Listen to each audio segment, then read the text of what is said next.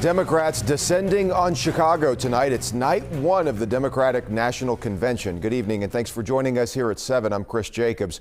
The Democrats opening the week with a star-studded lineup of speakers. My co-anchor Ashley Kirkland joining us live in Chicago. And Ashley, plenty of big national names going to be there, but some local leaders are going to make some appearances as well.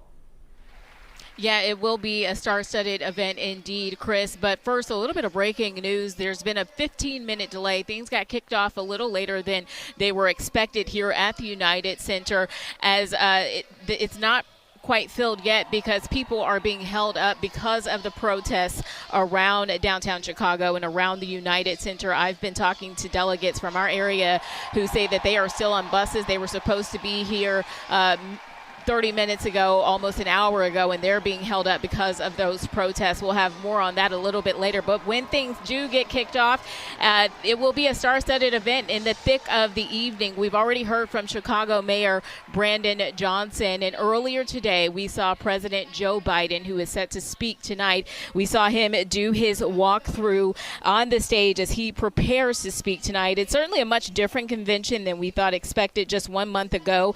And I've been speaking to delegates who say it's given them new excitement, not only for this convention, but for the party.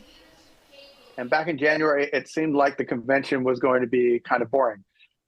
Realistically, we're excited about Biden. He's been a wonderful president, and I was excited about getting to go there and be a part of that. But we knew the outcome, right? There's only one guy on the ticket on both sides of the aisle. And so it was a thing, but not as exciting as it turned out to be over the last month or so.